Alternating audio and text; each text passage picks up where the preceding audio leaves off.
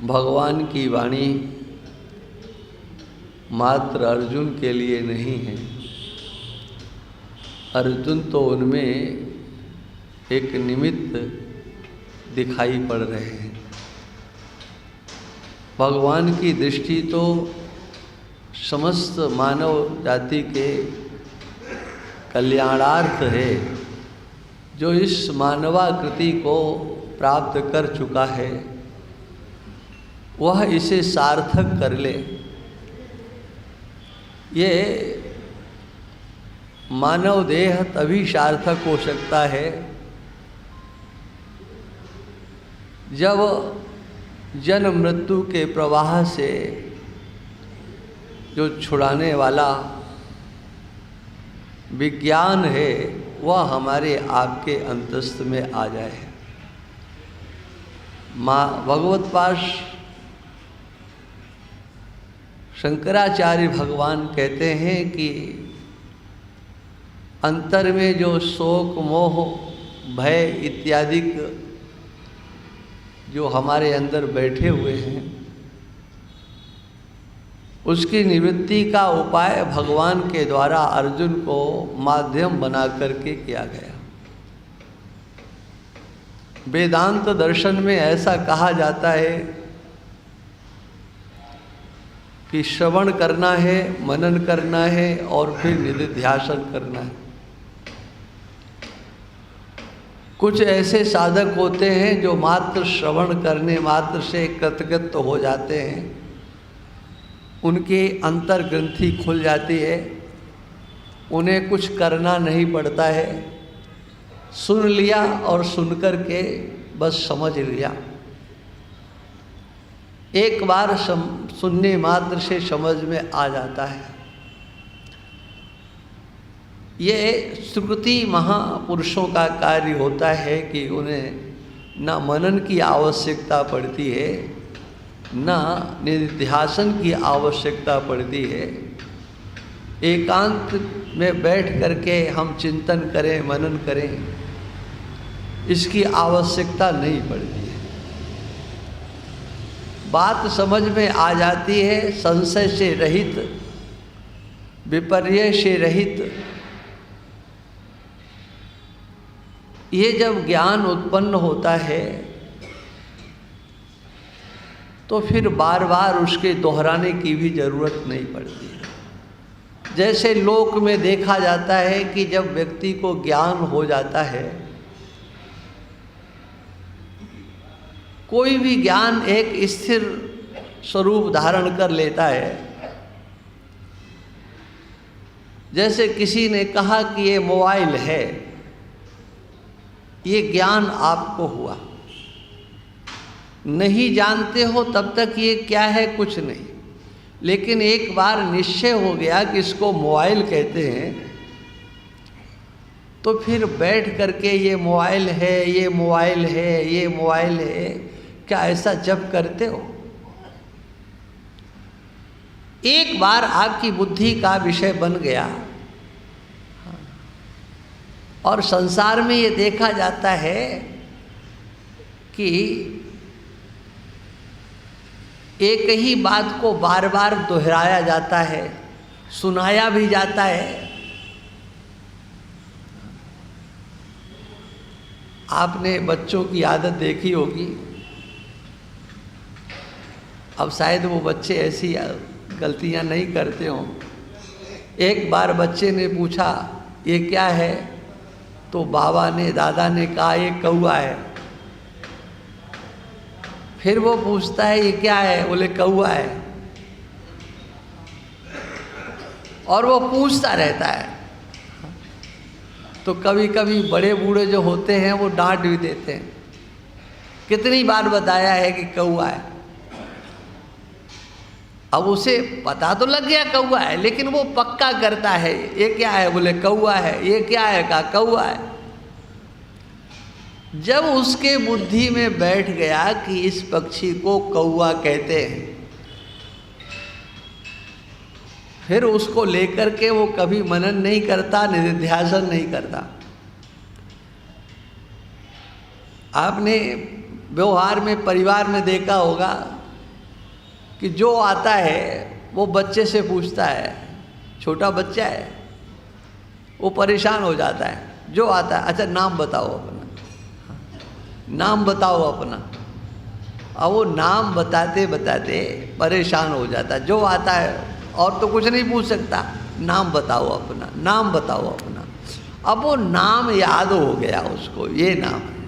हाँ, फिर वो कभी बैठता नहीं है माला लेकर के, जप नहीं करता है। इसी प्रकार से समग्र ज्ञान जो भी आपके व्यवहार का है, आपको अपने नाम का पक्का हो गया कि ये मेरा नाम, ये मेरी जाति, ये मेरे पिता, ये मेरे दादा, ये मेरी दादी, ये मेरी माँ है, ये मौसी है। क्या कभी किसी ने ऐसा देखा कि कोई बालक बैठ करके माला लेकर के ध्यान करता है, मैं अपने पिता का ध्यान करूं, या पिता कभी अपने पुत्र का ध्यान करता है? क्यों नहीं करता है भाई, क्या बात है? तो उसका उत्तर एक ही दिया जाता है कि आपके बुद्धि का एक निश्चय हो गया है। निश्चय हो गया कि बस यह है।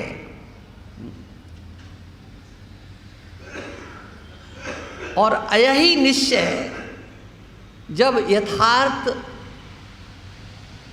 ज्ञान का उपदेश किया जाता है, वही ज्ञान जब निश्चय का रूप धारण कर लेता है, असंभावना विपरीत भावना से रहित, समग्र संशयों से विनिर्मुक्त, समग्र भ्रांतियों से विनिर्मुक्त, वो जो ज्ञान आपको होता है, उसके लिए मनन और निधिध्यासन की आवश्यकता नहीं पड़ती है, आपके अनुभव का विषय बन जाता है, तो फिर आवश्यकता नहीं। लेकिन जन्म जन्मांतरों के पड़े हुए जो संस्कार हैं हमारे चित्त में, वह उस ज्ञान को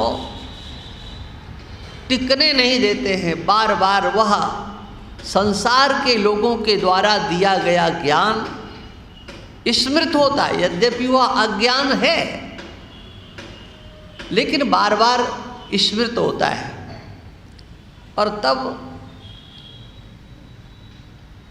बार बार उसका चिंतन मनन और निधिध्यासन करना पड़ता है, उसका ध्यान करना पड़ता है, बार बार चिंतन करना पड़ता है। और इसीलिए सुनने में बहुत अच्छा लगता है, लेकिन फिर भी निश्चय नहीं होता। भगवान कृष्ण के द्वारा भगवद गीता में इन समग्र ग्रंथियों को सुलझाने के लिए ही अर्जुन को निमित्त बना करके ये ज्ञान दिया गया है। आप क्या हो, पहले एक निश्चय आपकी बुद्धि में आना चाहिए, एक धारणा आपकी बनना चाहिए। किसी से पूछो कि आप अपने को क्या समझते हो, तो वो कहेगा कि मैं मनुष्य हूँ। परिचय पूछा आप कौन हो, तो अपना नाम बताएगा, अपने पिता का नाम बताएगा, अपने कुल गोत्र आदि का नाम बताएगा,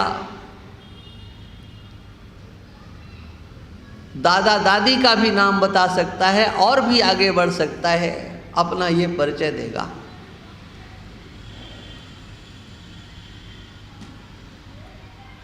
किंतु जब सत्संग में वही जाता है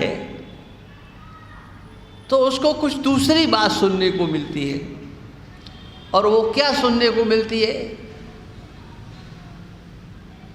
तुम इस शरीर से अलग हो, ये शरीर तुम नहीं हो, इस आकृति से पृथक आपकी एक स्थिति है। जैसी ये आकृति दिखती है वैसे आप नहीं हो। और ये सुनकर के तब उसका माथा कुछ सनकता है कि हम किसकी बात माने, हमारे दादा दादी से लेकर के जितने भी रहे हैं, उन्होंने तो यही बताया है कि तुम यही हो, और ये कहते हैं कि ये तुम नहीं हो, तो किसकी बात सत्य मानी जाए? और तब बार बार झुकाव जो होता है ना,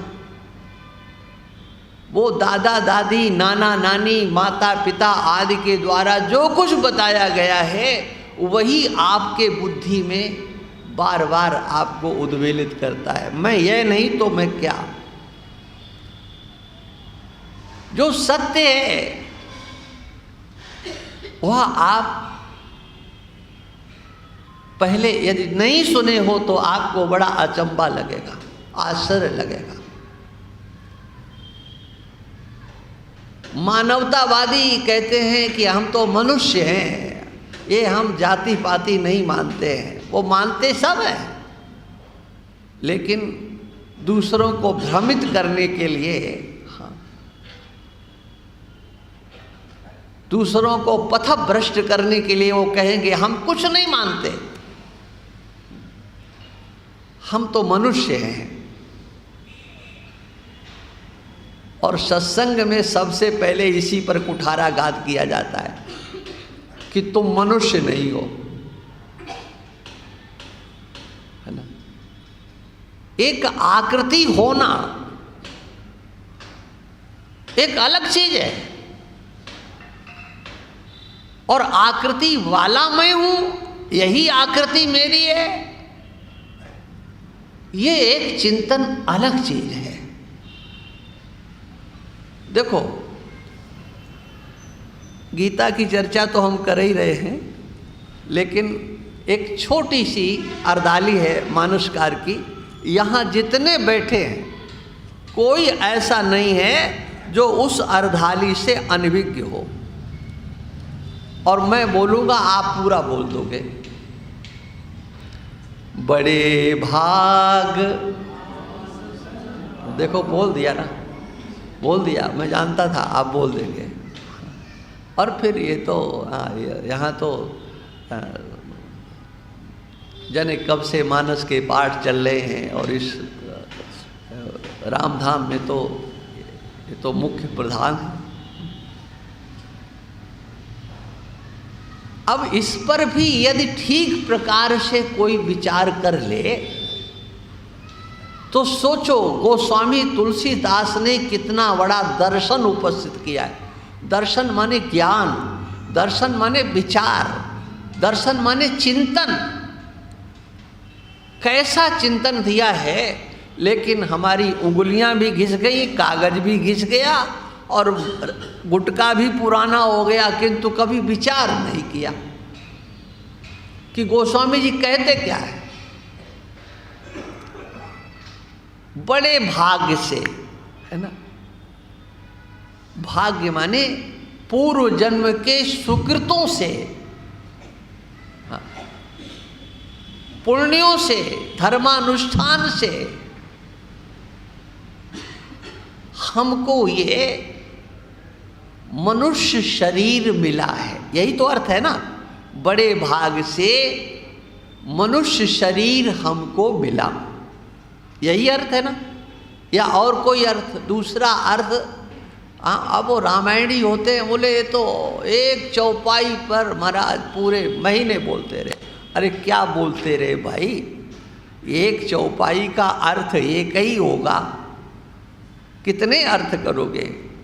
अब इसका क्या अर्थ हो सकता है? बड़े भाग मानुष तनु पावा, बड़े भाग से हमारे पुण्य जागृत हुए, हमने अच्छे कर्म किए थे, विधाता ने हमारे कर्मों के अनुसार, हाँ, कृपा करके ये शरीर हमको दे दिया।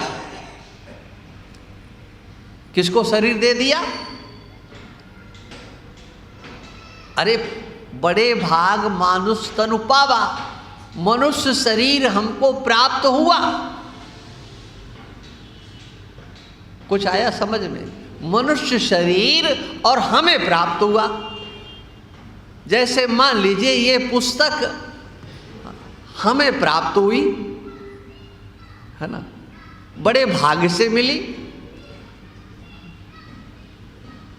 बड़े भाग्य से इतने ऊंचे बैठने को मिला, ये कह सकते हैं हाँ कि बड़े भाग्य से मिला, ये माइक बड़े भाग्य से बढ़िया मिला।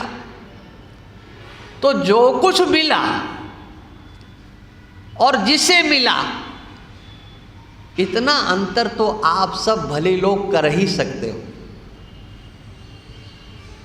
कि नहीं। जो मिला है और जिसे मिला है, ये अंतर नहीं होगा क्या? कभी विचार करो। जो आप या जो मानवतावादी कहते हैं हम मनुष्य हैं, तो उन ना समझो को पता ही नहीं है कि तुम मनुष्य हो या मनुष्य शरीर तुम्हें मिला है। वकील साहब समझ रहे हो? मनुष्य हो या मनुष्य शरीर तुम्हें मिला है, तुमने इसको प्राप्त किया है और जाने कितनी बार प्राप्त किया है और कितनी बार छोड़ दिया। कितने शरीर मिले और कितनों को छोड़ दिया, और आगे भी ये सिलसिला जारी रहेगा। कब तक? जब तक इस पांच भौतिक ढांचे को छोड़ने का आप संकल्प नहीं करोगे, विचार नहीं करोगे, अंतर में जिज्ञासा नहीं होगी कि हम मनुष्य हैं या मनुष्य शरीर हमको मिला है। भगवत गीता का एक श्लोक है, वो भी सबको प्राय करके, कुछ ऐसे श्लोक हैं कि लोग आधा जानते हैं और उतना ही बोल देते हैं। अब जैसे कर्मण्येवाधिकारस्ते माँ फलेषु कदाचन, ज़्यादा से ज़्यादा यहाँ तक चले जाएंगे। आगे का श्लोक बड़ा कठिन है, आगे वाली जो पंक्ति है वो लोग नहीं बोलते हैं। इसी प्रकार से एक श्लोक और है, वासांसि जीर्णानि यथा विहाय नवानि गृह्णाति नरोपराणि तथा शरीराणि विहाय जीर्णा नन्यानि संयाति नवानि देहि। जिस प्रकार से पुराने कपड़े उतार दिए जाते हैं, वासांसि जीर्णानि, पुराने कपड़े जो हो जाते हैं, जो जीर्ण हो गए हैं, अब पहनने लायक नहीं रहे हैं, उनको छोड़ देता है। नवानि गृह्णाति, नए वस्त्रों को धारण करता है। उनको छोड़ करके दूसरे, अपराणी माने दूसरे जो नए वस्त्र हैं उनको धारण करता है। कौन? नरः। अब यहां देखिए नर शब्द का प्रयोग हुआ है। कभी मैंने इसी सत्संग में कहा था कि मनुष्य शब्द के अंतर्गत केवल मानवाकृति पुरुष नहीं लिया जाएगा। मनुष्य शब्द का अर्थ होगा स्त्री और पुरुष दोनों। इसी प्रकार से नरः, जहाँ पर नर शब्द का प्रयोग होगा, वहाँ नर शब्द का अर्थ केवल ये पुरुषाकृति इधर के लोग बैठे हैं उनके लिए नहीं है, इधर के लिए भी है। नरत्व है उनमें, नारायण उनमें भी बैठा है। पुरुषत्व है उनमें, पुरुष उसमें भी बैठा है। और उस पुरुष को विज्ञान, पुरुष का विज्ञान प्राप्त करने का अधिकार जितना इधर के लोगों को है उतना ही उधर को है।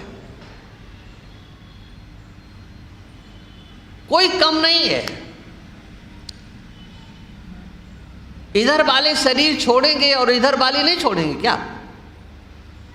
इधर वालों को नया कपड़ा मिलेगा, इधर वालों को नहीं मिलेगा क्या? इसलिए यहां नर शब्द का अर्थ है चाहे पुरुष हो चाहे स्त्री हो, जिसे ये पांच भौतिक आकृति, मानवाकृति प्राप्त हुई है, उसका एक स्वभाव है क्या? वो इसको छोड़ता है। कितना सुंदर और सरल श्लोक है ये। वासांसि जीर्णानि यथा विहाय नवानि गृह्णाति नरोपराणि तथा शरीराणि विहाय जीर्णानि अन्यान संयाति नवानि देहि। देही, देही शब्द का प्रयोग हुआ है। जैसे कल मैंने बताया था ना, याद है क्या बताया था? देही माने, कल मैंने इसका अर्थ बताया था, संक्षेप में बताया था। जैसे धनी शब्द का प्रयोग हो जाता है, माने धन वाला जो है उसको कहेंगे धनी, जो गुण वाला है उसको कहेंगे गुणी। हाँ, इसी प्रकार से जो देह वाला है उसको कहेंगे देही, देह वाला। हम देह नहीं हैं, हम देह वाले हैं। देह हमको मिला है, हम देह के अंदर रह रहे हैं। अगर इस ज्ञान यज्ञ में इतना ही निश्चय कर लो ना कि हम इसमें रहने वाले हैं, यहां हम नहीं हैं, तो बहुत कुछ मिल गया आपको, बहुत कुछ सुन लिया, बहुत कुछ आपने समझ लिया। इतना शरीर में रहने वाले हम हैं, हम रह रहे हैं। कहाँ बैठे हैं हम? तो एकदम पूछ दिया जाए कहाँ बैठे हो, अगर फोन आ गया कहाँ हो, तो लोग एकाएक सही नहीं बोलते हैं। बोले अभी हम बाहर हैं। अरे बाहर हो तो कहाँ हो बताओ? भले ही वो महात्मा के पास बैठे हों, लेकिन संकोच करते हैं, बोले कि हम तो मार्केट में हैं इस समय। क्योंकि अब महात्मा के पास कहने पर कहेंगे अच्छा तुम भी महात्माओं के पास जाते हो क्या? और कौन चक्कर में पड़े, सीधे मार्केट। तुम बता दिया मार्केट बड़ा लंबा चौड़ा है ना? ये हम लोग सोचें, चिंतन करें कि हम कहाँ बैठे हैं, मैं कहाँ बैठा हूं। तो सामान्य उत्तर क्या दिया जाएगा? हम राम धाम में बैठे हैं। अरे हम बैठे तो शरीर के अंदर हैं, हम शरीर में हैं, शरीर से बाहर नहीं है। ये शरीर राम धाम में बैठा है, ध्यान रखना। हमारी स्थिति तो इस शरीर के अंदर है, हम इसके अंदर हैं, है ना? इसके अंतर हमारी स्थिति है। और वो स्थिति किस रूप में है? देखो, ये भगवान कृष्ण का विज्ञान जो आपके समझ में आएगा, ऐसा नहीं कि समझ में नहीं आएगा। ये भगवान कृष्ण ने ऐसा कुछ भी नहीं बोला है कि जो हमारी समझ में नहीं आए, लेकिन जिन्होंने कसम खा ली है कि हमें ये समझना ही नहीं है ना, तो उनको तो ब्रह्मा भी नहीं समझा सकते, कोई नहीं समझा सकता है। नहीं, हमने तो जो समझ लिया है, जो हमारे बाप दादे ने कहा है, बस वही ठीक है। महाराज आप जाने क्या क्या सुनाते हो, समझ में नहीं आता। हाँ, एक बच्चा समझ सकता है। हाँ, और सच बताएं, बच्चों को समझाना पढ़ाना सरल होता है, लेकिन बूढ़ों को समझाना बड़ा कठिन होता है। उनको कहोगे कि कबूतर वाला का, तो वो पूछेंगे नहीं, हाँ कबूतर वाला का, कबूतर वाला का करते रहेंगे। अब बूढ़ों को कहो कबूतर वाला का, हाँ, तो वो जल्दी नहीं समझेंगे। आपने जो समझा हुआ है, आपके पास में बुद्धि है, उसको समझा है, तो एक बार उसे छोड़ो मत। आप अपनी समझ को मत छोड़ो, क्योंकि वो आपके बाप दादों की दी गई समझ है, उसे हम छोड़ने के लिए कैसे कह सकते हैं? आप जो मानते हो अपने को मानते रहो, लेकिन ये देखो क्या कि आप शरीर के अंदर हो तो आप प्रश्न करोगे कि हम कैसे हैं। तो अगर एक वाक्य में उत्तर दिया जाएगा, उत्तर तो बहुत लंबा है, लेकिन एक वाक्य में अगर उत्तर दिया जाए और 100% सही उत्तर दिया जाए तो ये उत्तर उसका होगा कि जैसा ये शरीर है वैसे आप नहीं हो। ये 100% है। इसकी व्याख्या चाहे 1 घंटा में करूं और चाहे 1 साल करूं। हाँ, जैसा शरीर है वैसे आप नहीं हो।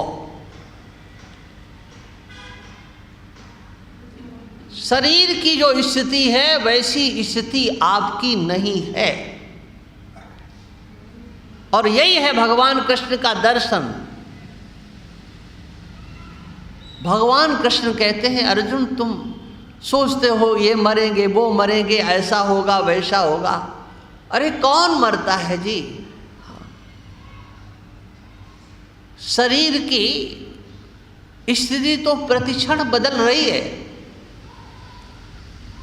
लेकिन प्रतिक्षण जिसमें परिवर्तन हो रहा है उसमें एक ऐसा है जिसका परिवर्तन नहीं होता। सब कुछ बदल रहा है। आप सोचो,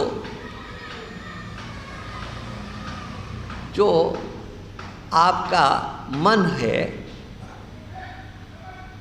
वो मन कैसा है? बचपन का जो मन है वो आपको याद है कैसा था?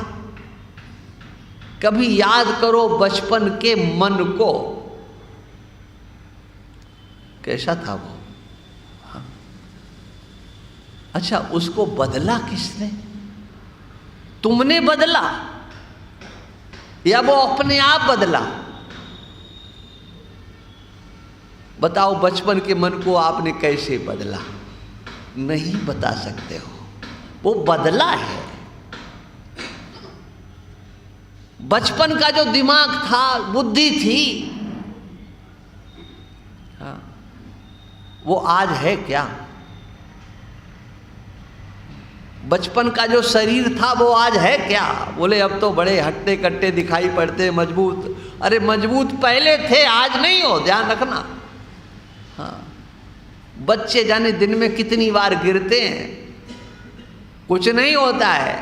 और एक 30-40 साल का एक बार गिर जाए तो डॉक्टर के पास ही जाना पड़ता है। और बुढ़ा हो जाए, बुढ़ापे में कहीं गिर जाए तो हाँ, डॉक्टर के पास ही जाना पड़ता है। बताओ, पहले आपकी हड्डी कमज़ोर थी कि आज कमज़ोर है? बचपन में जैसा शरीर था वैसा नहीं है, वो बदला। आपका मन बदला, आपकी बुद्धि बदली, और आप कहते भी हैं हाँ मेरा मन बदल गया। हाँ। लेकिन आप तो नहीं बदले, आपका शरीर बदला, किंतु आप बदले क्या? कब बदले बताओ? हाँ। मैंने लोगों को देखा है, मिलते हैं बहुत दिन बाद, 30 वर्ष बाद, 40 वर्ष बाद। हाँ। एक हमारे यहाँ अपने ज्योतिर्मठ में बहुत अच्छे संत विराजमान होते थे, अब तो ब्रह्मलीन हो गए वो। उनका नाम था स्वामी कृष्णानंद गिरी महाराज।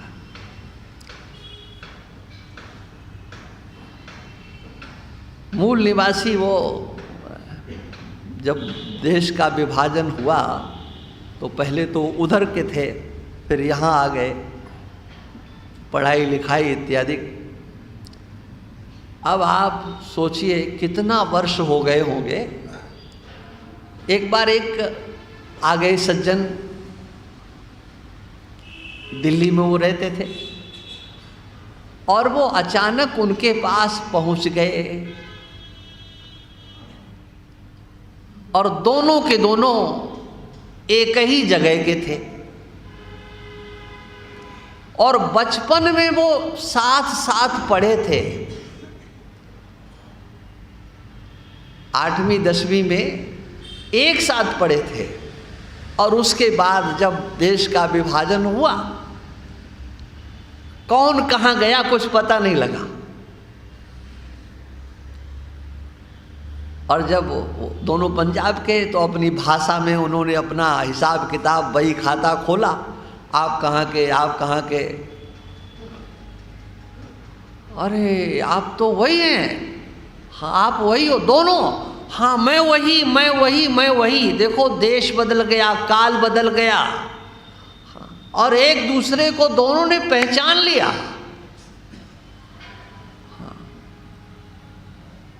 एक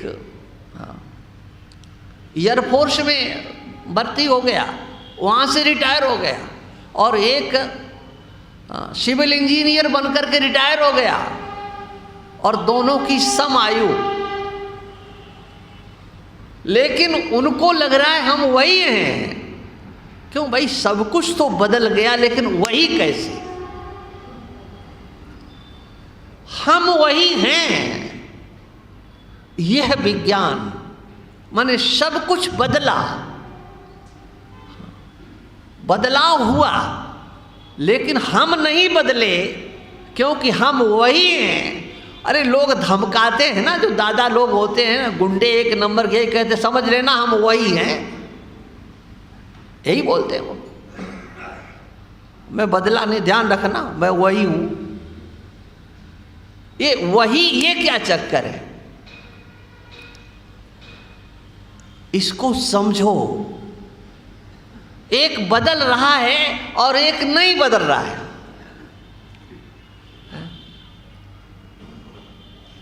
आप कैसे हो जरा विचार करो, आप वही हो ना। यहां जितने हम लोग बैठे हैं, मां के उदर से ही तो आए हैं ना। हम वही तो है ना जो मां के उदर में थे। सोचो जरा, मां के उदर में भी आने से पहले हम थे कि नहीं थे, और मां के उदर में थे तो आए कहां से थे, और जब आए थे उस समय हमारा स्वरूप क्या था? एक परिवर्तनशील है और एक बदल नहीं रहा है। मैं वही मैं वही मैं वही, मैं नहीं बदल सकता। एक नहीं, हजारों हजारों करोड़ों करोड़ों शरीर मिल जाएं और छूट जाएं, लेकिन मैं तो नहीं बदलूंगा। ये मैं बदलने वाला नहीं है, कभी नहीं बदलता है। देखो आपने कथाओं में सुना होगा कि उनको सांप मिल गया, किसी को 3 जन्म का मिल गया, किसी को 1 जन्म का मिल गया, 2 जन्म का मिल गया। हाँ, तो अब उसके बाद जिसे जन्म मिला वो तो वही है ना, बदला नहीं है, कतई नहीं बदला है। आप लोग मानस में पढ़ते हैं कि जब सप्त ऋषि गए पार्वती जी के पास उनकी परीक्षा लेने के लिए, तो पार्वती जी के वचनों को सुनकर के सप्त ऋषियों ने कहा कि तुम वास्तव में बहुत नासमझ हो, और समझ तुम्हारे पास आएगी भी कहाँ से? क्यों? हाँ, बोले पर्वत की ही तो कन्या हो। पर्वत की माने जिसमें जड़ता समाई हुई है। हाँ, तो जैसे हिमालय में, हिमाचल में जड़ता है, हिमालय में जड़ता है, और उन्हीं की तुम पुत्री हो। गिरि संभव तब देह। हाँ, पार्वती जी ने कहा नहीं, लेकिन पार्वती जी कह सकती थी कि जब आपको पता ही है कि हमारे अंदर जड़ता ही जड़ता भरी है, तो आप तो समझदार होकर के हमें उपदेश क्यों कर रहे हो? हम तो बदलने वाले नहीं, जो जड़ है वो तो जड़ रहेगा। और आप सुनो हमारी जड़ता की पहचान क्या। जन्म कोटि लग रहाउ कुमारी, बरऊं शंभु न तो रहूं कुमारी। इस जन्म की तो बात छोड़ दो, करोड़ों जन्म क्यों ना हो जाएं। अब आप देखिए इस कथा में कितनी दार्शनिकता है। एक बदल रहा है और एक नहीं बदल रहा है। पार्वती जी कहती हैं कि करोड़ों जन्म क्यों ना हो जाए। एक शरीर लेंगे, तपस्या करेंगे, उसमें नहीं मिले दूसरा शरीर धारण करेंगे, फिर तपस्या करेंगे, फिर उसको छोड़ देंगे। माने शरीर एक साधन है और शिव हमारे साध्य है। इस साधन के द्वारा जब तक साध्य की प्राप्ति नहीं हो जाती तब तक हम तपस्या करना बंद नहीं करेंगे। माने एक छूटेगा, एक में परिवर्तन होगा, एक में परिवर्तन नहीं होगा। और ये दृष्टि भगवान कृष्ण सबसे पहले अर्जुन को देते हैं। तो मरने जीने के चक्कर में पड़ करके इतना शोक कर रहे हो, अभी कुछ हुआ नहीं, और हो भी जाता तो देखो कौन मरता है। युद्ध नहीं होगा, मान लीजिए युद्ध नहीं हुआ, तो क्या इस धरा पर ये सब रहेंगे? है? अरे बिना युद्ध के ही जाने कितने चले जाते हैं। महाभारत में वर्णन मिलता है कि एक बार भगवान कृष्ण कर्ण के पास गए और कर्ण से कहा कि कर्ण आपको पता नहीं है आप कौन हैं। देखो आप सूत पुत्र नहीं हो, आप सूर्य के पुत्र हो। आप राधा नंदन नहीं हो, आप कुंती नंदन हो। आप युधिष्ठिर के बड़े भाई हो। हाँ। कर्ण ने कहा कि मैं जानता हूं, ये मुझे सब पता है। हाँ। मैं सूत पुत्र नहीं हूं, मैं सूर्य पुत्र हूं, ये ज्ञान है मुझे। कुंती माँ ने मुझे जन्म दिया है, ये भी मैं जानता हूं। लेकिन वो नहीं जानते हैं। कौन? वो पांचों पांडव नहीं जानते। और मेरा आपसे ये अनुरोध है कि जो आप जानते हो ना वो अपने पास तक रखना। ये बात कहीं पांचों पांडु पुत्रों को, युधिष्ठिर इत्यादि को मत बता देना, नहीं तो बड़ा भारी अनर्थ हो जाएगा। अनर्थ। हाँ। मैं चाहता हूं कि ये युद्ध हो। आप महाभारत पढ़िए, उसमें स्पष्ट लिखा है। कर्ण ने कहा मेरी इच्छा है कि युद्ध होना चाहिए। और यदि युधिष्ठिर के कान में ये बात चली जाएगी कि कर्ण तो मेरा बड़ा भाई है, तो युधिष्ठिर वो अपना मुकुट ला करके मेरे चरणों में रख देगा और मैं दुर्योधन का कृतज्ञ हूं। उसका ऋण मेरे ऊपर है। जब मेरा अपमान होता था तो किसी ने मेरा पक्ष नहीं लिया, उसने हमें आदर दिया, सत्कार दिया, सम्मान दिया। मैं उसका ऋणी हूं और मैं उसका ऋण उतारने के लिए वो मुकुट दुर्योधन के मस्तक पर रख दूंगा। और ये मैं नहीं चाहता हूं, मैं चाहता हूं युद्ध होना चाहिए। अर्जुन सब पर विजय प्राप्त करने में समर्थ है। और किस लिए? बोले मैं चाहता हूं, देखो एक दार्शनिकता देखो, कर्ण की सोच देखो, मैं चाहता हूं ये युद्ध हो और हमारा ये क्षत्रिय समाज युद्ध करते हुए वीर गति को प्राप्त हो, वह सूर्य मंडल का भेदन करके ब्रह्मलोक को प्राप्त करे, ये हमारी भावना है। मने बिना युद्ध करे भी तो लोग चाहेंगे ही, लेकिन भगवान कृष्ण कहते हैं कि तुम विचार करो, जिसके लिए शोक करते हो वो शोक करने योग्य कोई नहीं है। हम आप भगवान कृष्ण के इस दार्शनिक सिद्धांत को अपने अंतर में उतारने की चेष्टा करें। ये गीता केवल मात्र पढ़ना नहीं है, पाठ नहीं करना है, हमें उसे अपनी बुद्धि का विषय बनाना है, जीवन में उतारना है।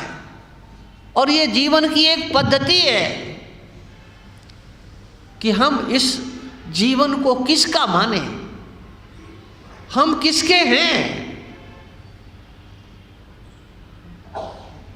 ये शरीर किसी का भी हो सकता है, ये शरीर में जो शक्ति है वो किसी के भी काम में आ जाए। हमारी बुद्धि का उपयोग कोई भी कर ले, लेकिन हम तो केवल भगवान के हैं। विचार करो, यही तो भगवान ने कहा है ना, ममैवांशो जीवलोके जीवभूता सनातना। भगवान कहते हैं इस जीवलोक में, मनुष्य लोक में, ये मनुष्य लोक है, ध्यान रखना, कर्मानुबंधीन मनुष्य लोके,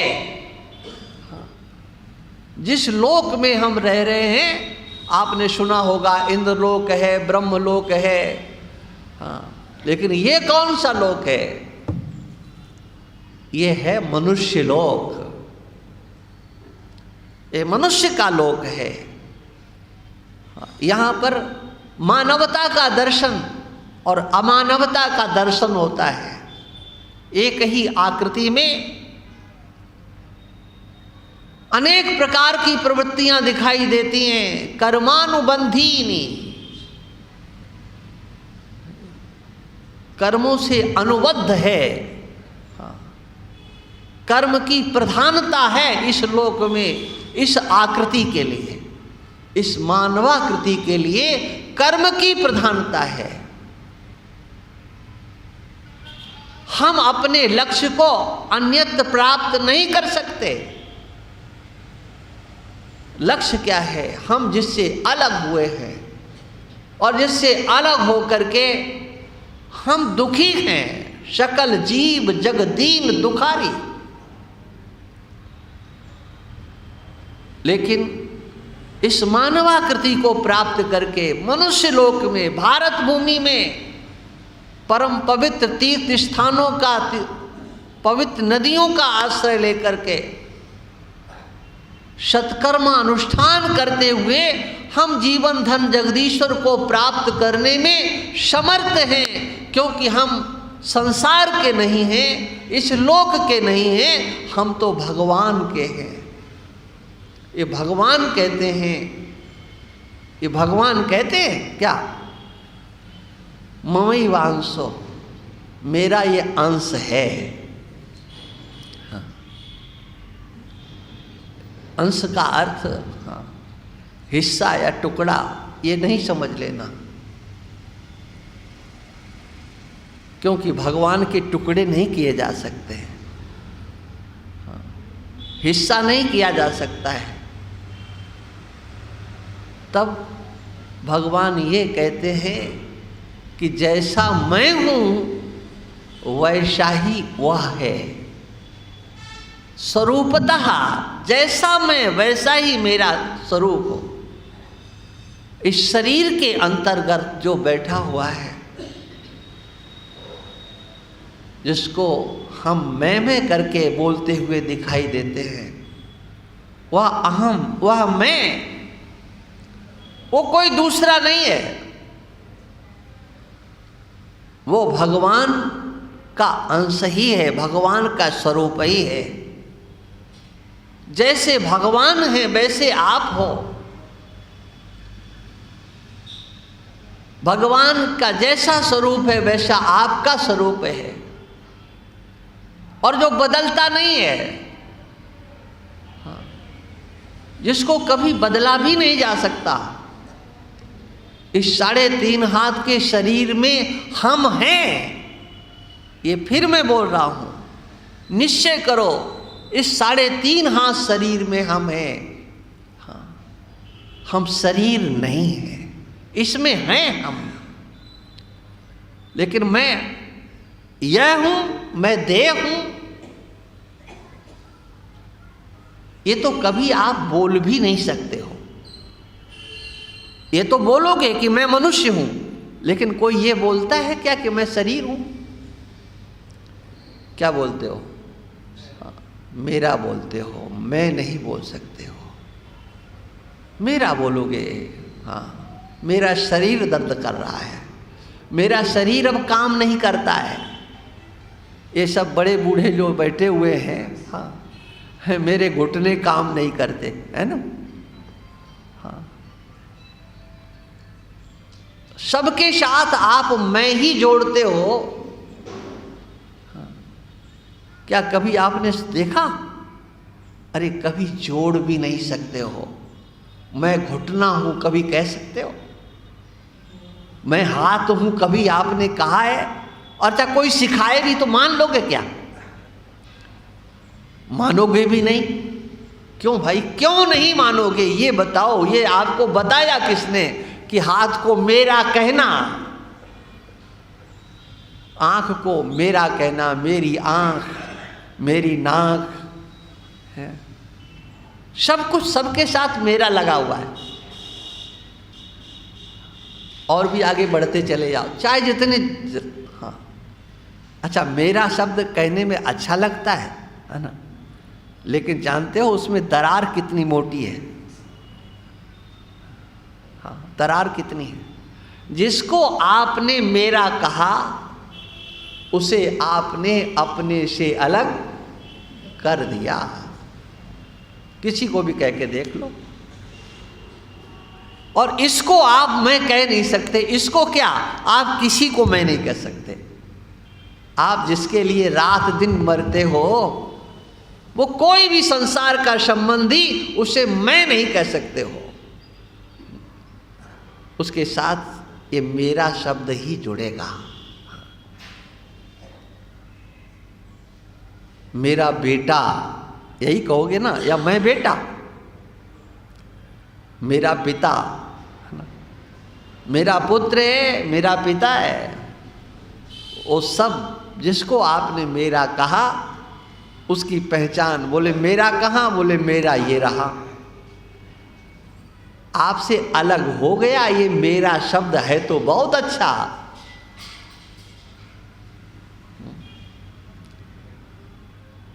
लेकिन वह जो मेरा है ना, उसका विनियोग जिसे आप मेरा कहते हो मिला है, उसका विनियोग आप कहाँ कर रहे हो?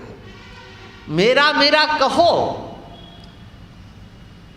लेकिन उसका उपयोग करो जैसे दुनिया के लोगों ने आपका उपयोग किया है ना। वो अपना काम आपसे निकालते हैं, लेकिन आप तो सत्संग में आ गए हो, तो जरा जिनको आप मेरा मेरा कहते हो, अब उनसे अपना काम निकालो। ये मेरा शरीर, इसको मेरा मेरा व्यवस्थित करके रखना है, लेकिन किसके लिए रखना है? हाँ? उस शरीर के माध्यम से साधन धाम मोक्ष कर द्वारा, मानसकार कहते हैं, इस शरीर में साधन किया जा सकता है। अनेक प्रकार के साधन किए जा सकते हैं, सरल से सरल और कठिन से कठिन साधन, साधन धाम। आप निष्काम कर्मयोगी बन करके उस परम पिता परमात्मा की ओर चलो। आप धर्मात्मा बन करके परम पिता परमात्मा की ओर चलो। आप उपासक बन करके, भक्त बन करके भगवान की ओर चलो। आप उनके नाम का आश्रय लेकर के भगवान की ओर चलो। लेकिन भगवान की ओर चले हम क्यों? प्रयोजन क्या है भगवान की ओर चलने का? चलते चले जाओ, लेकिन आपने निश्चय नहीं किया है कि हमें पहुंचना कहाँ है। तो बताओ आप कहाँ पहुंचोगे? चलते रहो, जैसे कोल्हू का बैल होता है, आपने देखा होगा, वो चलता बहुत है लेकिन पहुंचता कहाँ है। ऐसे ही चलते तो हम रहे, सारे जीवन चलते रहे, लेकिन हम पहुंचे कहाँ हैं? हमारा गंतव्य क्या है? हम कुछ भी कर रहे हैं, उसका प्रयोजन क्या है? सबसे सरल है भगवान का नाम। लेकिन भगवान का नाम हम क्यों ले रहे हैं? हम राम राम क्यों कर रहे हैं? हम कृष्ण कृष्ण क्यों कर रहे हैं?